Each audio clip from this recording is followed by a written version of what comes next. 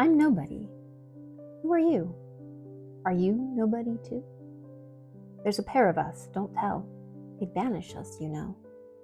How dreary to be somebody, how public, like a frog, to tell your name the lifelong day, to an admiring bog. Emily Dickinson is known for her lyrical poetry and her reclusive life. Only 10 of her poems were published in her lifetime, and only 2 with her name attached to them. Especially towards the second half of her life, she hardly left her home at all, and sometimes even spoke to her guests through a closed door. Scholars love to speculate about why she became so reclusive, why she never married, why she loved to wear the simple white dress she was so famous for, why she wrote so often about death, and why most of her revolutionary poetry wasn't published in her lifetime.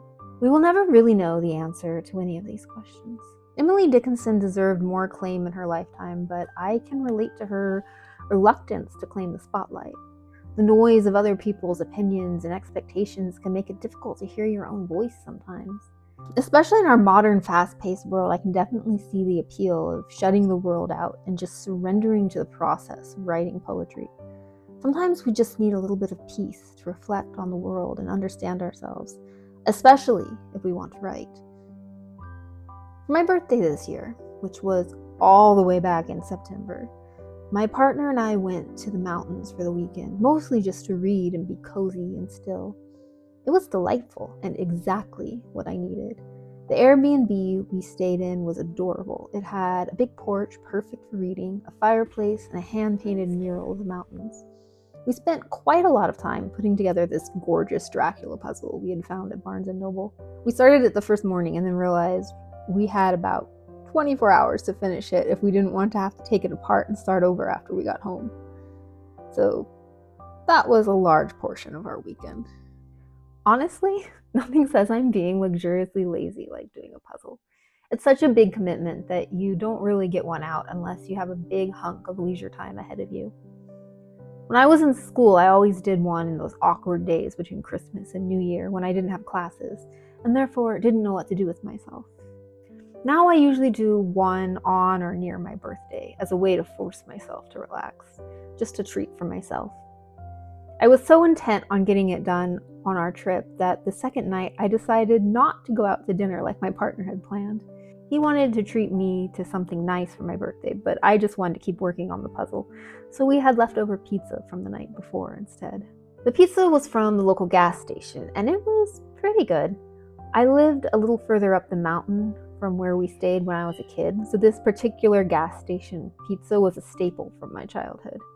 One of my very first diary entries as a 9-year-old was about the time we stopped to get gas, and my dad surprised us by coming out with a pizza so big it couldn't fit through the van window. I ran out of space on my diary page to write the word window, so I drew a picture of a window instead. Eating the same pizza as an adult, it's still pretty good quality pizza, and I would recommend it to anyone passing through Pine Valley. I also remember these cartoon cowboys on the side of the gas station from when I was a kid. We used to make up stories about them while our parents were getting gas. My partner and I finished the puzzle on the second morning while we were eating breakfast. We have officially done a 1,000-piece puzzle in 24 hours, which I consider quite an accomplishment, even if we both agreed that we would never attempt such a feat again. Despite a good portion of our time being taken up by this gorgeous Count Dracula puzzle, I did still find time to read. I read some of The Undiscovered Self by Carl Jung, which is a long essay about the importance of self-reflection and individuality. But mostly I read through this volume of Emily Dickinson poetry we found at Bluestocking Books in Hillcrest in July. There is no frigate, like a book, to take us lands away, nor any coursers, like a page, of prancing poetry. This traverse may the poorest take, without a press toll. How frugal is the chariot that bears a human soul. We might not have a lot of clear, definitive answers about Emily Dickinson's life and why she chose to live the way she did, but we do have over 1,800 of her poems. She writes a lot about nature and tranquility and death and the self. She's not usually considered one of the romantic poets, but she does write about many of the same themes. Her style also breaks many of the conventions of her time. She doesn't name her poems and uses a lot of dashes, which have a distinct form of emphasis. Her poems use rhyme, but they don't often follow specific forms such as the sonnet or rondel. To me, reading poetry is like putting together a puzzle. It's something that is done purely for the experience itself and requires immersing yourself in the moment. Each word has its own meaning, but then you let it go and move to the next word, and then the next line, and then the next stanza. Finally, you have read a poem and are left with a distinct feeling that you can't quite put words to without reading the whole poem over again. I often found myself reading her poems 2 or 3 times before moving on to the next one, so that I could really savor each word. Perhaps Emily sums it up best herself in this quote about poetry. If I read a book and it makes my whole body so cold that no fire can ever warm me, I know that is poetry. If I feel physically as if the top of my head were taken off, I know that is poetry. These are the only ways I know it. Is there any other way? I've read some of Emily Dickinson's work before, of course, in various poetry and literature courses, and for research for projects I was working on. I've always enjoyed her work, but this is the first time I sat down and read a whole volume of her poems cover to cover with no purpose in mind except to enjoy them. I enjoyed the experience so much that as soon as I finished the last poem, I wrote 2 of my own, roughly in her style. I didn't use any dashes, but I used rhyme without a strict form and no title. Of course, my poetry is no Emily Dickinson, but this is what I came up with. These are only slightly edited, meaning I've edited them on paper but not typed them yet, so forgive me if I have trouble reading my own handwriting or some such things. Mountains tall and wide, like memory and time, stretching to the sky, closed inside of rhyme. I am the earth, I am the wind, I am each breath of air, I am the path that winds and bends, like an alabaster stair. Out of time I crawl, into my secret depths. I am nothing and I am all, drinking unknown heights. And this one I wrote for my partner. Heart beating like a hero, a champion to all. Your compassion knows no limits. You are a friend to all. Yet blind to your own cosmos, sequestered in your soul. Constellations limitless, transcending all control. We finished out the trip with a visit to Frosty Burger right across the street from the gas station. It had cartoon art I remembered from my childhood as well. It really did feel like time had stood still. So little had changed in the 25 years since I had been up that way. I had a fish sandwich that was too big to finish, and we split a cherry chocolate smoothie that was amazing. I don't think it was technically on the menu, but I highly recommend chocolate shakes with grenadine in them.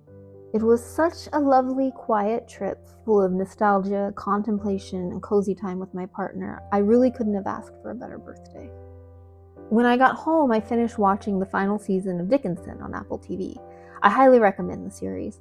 Watching it this summer was a big part of what drew me to the collection of her poems when we were browsing the used bookstore in July. It's a highly stylized depiction of her early life, emphasizing her romantic relationship with Susan Gilbert and how unconventional she was in her time.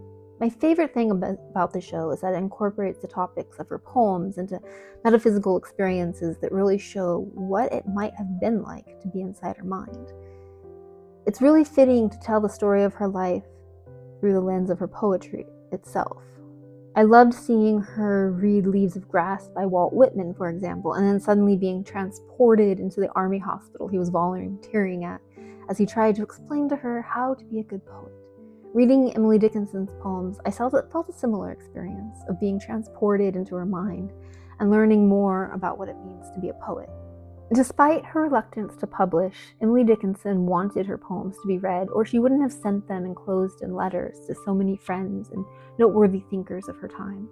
Still, the fact that she wasn't famous in her lifetime is part of why I am drawn to her work. She was a relatively ordinary woman, but her mind contained multitudes. She didn't have to live a loud life full of dazzle and great neat deeds to be extraordinary.